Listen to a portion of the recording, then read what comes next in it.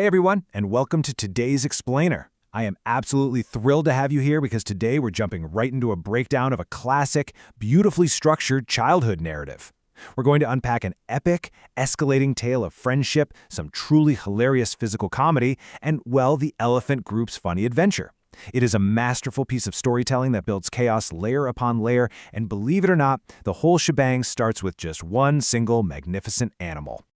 Okay, let's dive into this.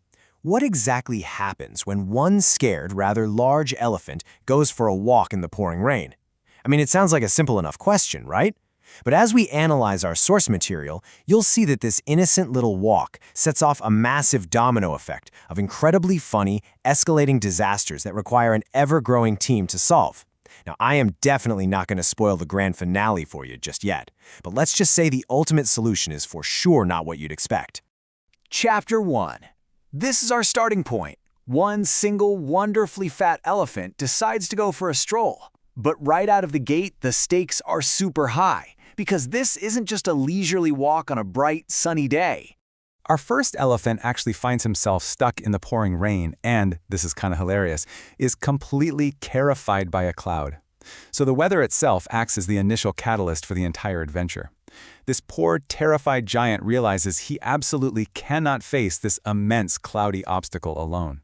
So what does he do? Community problem solving. He enthusiastically signals for a friend, gesturing and calling out, "Come here, come here, come here." And this brilliantly illustrates the law of escalation in storytelling. As the herd grows, the physical comedy of errors just gets more and more absurd. Two elephants try to navigate a narrow path, but because of their massive size, they literally get trapped. When they call the third friend to help, the three of them somehow decide that sitting on a tiny bicycle is a practical idea. I mean, come on. And by the time we hit a count of 4, they were trying to cram onto a fragile vegetable cart. The obstacles evolve from natural weather elements to these incredibly comical, human-made objects that are simply not designed for a growing herd of giant animals. Let's look a bit closer at the sheer ridiculousness of these specific situations, because the rhythm of the story really accelerates here. First, 2 elephants squeeze into a narrow path, getting completely wedged in and unable to wriggle out. So, they wave over a third. Now, 3 elephants attempt to ride a tiny bicycle that they simply cannot fit on. It's a totally gravity-defying image. Realizing it's a bust, they call for a 4th. 4 massive elephants then attempt to sit on a poor, unsuspecting vegetable cart. And, predictably, the cart snaps right under their weight, sending all of them tumbling to the ground. Every single time they fail, instead of giving up or rethinking their strategy, their solution is to just add one more elephant to the chaotic mix. It's like a classic case of throwing more resources at a broken process. But right after all that tumbling and falling through the mud and broken carts, they call over their 5th friend, bringing our grand total to 5 massive elephants. And this is where we hit our climax. These 5 friends now find themselves facing the ultimate trap. Who could possibly save 5 giant animals when they've literally run out of friends to call? So the crucial point is, the rescue doesn't come from another elephant at all. It comes from a complete shift in perspective. First, all 5 elephants find themselves hopelessly trapped in a monkey's net. The tension peaks, right? But then they look over, see the monkey who set the trap, and instead of being angry or terrified, they just burst into laughter. This shared joy changes the whole game. The monkey, seeing them laugh, simply removes the net. And finally, we get a completely joyful resolution. All 5 elephants, now totally free, start dancing and swaying together. It's this beautiful, uplifting climax where laughter literally breaks the tension and solves the ultimate problem. Now from that wild, escalating jungle adventure, our explainer pivots to something entirely different. We move right into a calm, domestic epilogue that makes up the second half of our source material. All the wild rain, the breaking carts, and the monkey nets, they're replaced by the gentle, rhythmic hum of a quiet room under a ceiling fan. It's such a fascinating pivot, bringing the energy way, way down to a super relaxing and relatable human experience.